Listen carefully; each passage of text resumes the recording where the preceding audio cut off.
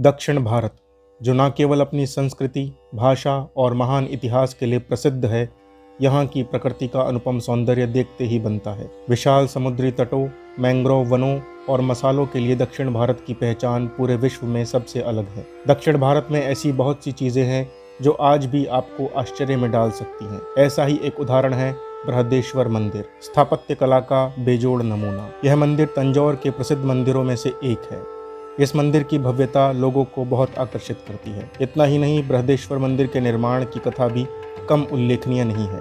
कई युद्धों और विजय अभियानों के दौरान हुए नरसंहार ने चोल वंश के प्रथम राजा राजराजा प्रथम को दुखी कर दिया था। उसे यह एहसास होने लगा था कि अगले जन्म में वह मनुष्य के रूप में जन्म नहीं ले पाएगा। इस डर से भगवान को प्रसन्न करने के लिए उसने बृहदेश्वर मंदिर की नींव रखी।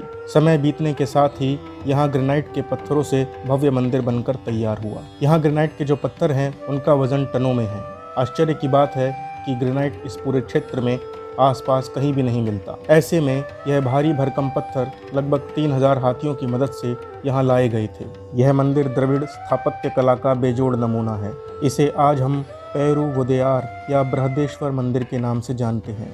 मराठा राजाओं के हमले से पहले इस मंदिर को राजराजेश्वर के नाम से जाना जाता था। मराठा राजाओं ने ही इस मंदिर का नाम बृहदेश्वर मंदिर रख दिया था। पेरुवुदेयार को हम राजराजेश्वरम के नाम से भी जानते हैं।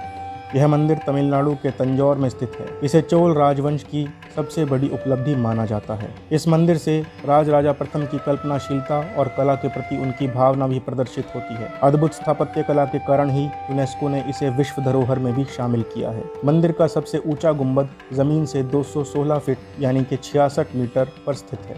उस दौर की विश्व में सबसे ऊंची इमारत होने का गौरव भी इसी को प्राप्त है। मंदिर के सबसे ऊंचे गुंबद को कैलाश अथवा चिखारम कहते हैं। वह एक ही पत्थर को तराश कर बनाया गया था। उस पत्थर का वजन 81 टन के आसपास है। मंदिर के प्रवेश द्वार पर भगवान शिव के सेवक नंदी की प्रतिमा है, जिनकी लंबाई 16 फीट व ऊंचाई 13 फीट है। हजारों श्रमिकों ने दिन रात की मेहनत के बाद इसे एक ही पत्थर से भव्य रूप प्रदान किया था। इस मंदिर ने वर्ष 2010 में अपने 1000 साल पूरे किए। इसे बनाने में रेखागणित व ज्योतिष विज्ञान के सिद्धांतों को ध्यान में रखा गया था। यहाँ का आर्किटेक्चर पजल या इंटरलॉक टेक्निक पर बना है। इस तकनीक में ना कोई सीमेंट और ना प्लास्टर का प्रयोग होता है। पजल की तरह भारी भरकम पत्थरों को एक दूसरे पर रखते हुए और आपस में फंसाते हुए इमारत का निर्माण होता है। देखने में आया है कि लंदन का बिग बैन, इटली का लीनिंग टावर समय के साथ एक और झुक गए हैं, पर 1000 साल के बाद भी बृहदेश्वर मंदिर बिल्कुल सीधा है। इसका मुख्य कारण इंटरलॉक तकनीक को ही माना जाता है। यह मंदिर बिना नींव खोदे बनाया गया था, अर्थात प्लेन धरती पर। मंदिर निर्माण में 1,30,000 टन ग्रेनाइट पत्थर का प्रयोग किया गया था, जो कि अपने आप में अनुपम उदाहरण है। इतिहास की दृष्टि से देखा जाए तो यहाँ लगातार धार्मिक अनुष्ठान होते रहते थे। इस मंदिर के रखरखाव के लिए 600 लोगों को तैनात किया गया था।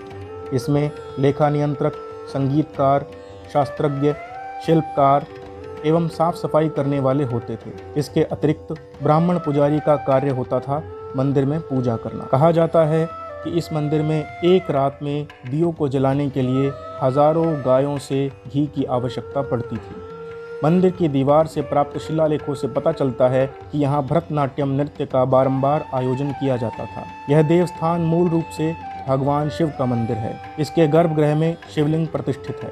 यह मंदिर अन्य मंदिरों से भिन्न है क्योंकि यहाँ पर 8 दिक्पाल, 8 दिशाओं के स्वामी इंद्र, वरुण, अग्नि, ईशान, वायु, निरुधि, यम और कुबेर आदि की प्रतिमाएं स्थापित हैं, जिनकी ऊंचाई 6 फीट है। मंदिर की प्रसिद्धि के कारण ही भारतीय रिजर्व बैंक ने 1 अप्रैल 1954 को 1000 रुपये की मुद्रा जारी की, जिस पर बृहदेश्वर मंदिर की तस्वीर थी। इतना ही नहीं, 5 रुपये का विशेष सिक्का भी इस मंदिर के सम्मान में जारी हो चुका है। यह मंदिर अपने वैभव व स्थापत्य कला के लिए विश्व भर में खास पहचान बना चुका है। प्रतिवर्ष लाखों देशी विदेशी पर्यटक यहाँ इसकी भव्यता देखने के लिए आते हैं। तो यदि दक्षिण में आपका भी जाना हुआ तो तमिलनाडु में तंजौर के बृहदेश्वर मंदिर को अवश्य देखें। चैनल को सब्सक्राइब करना ना भूलें। धन्यवाद।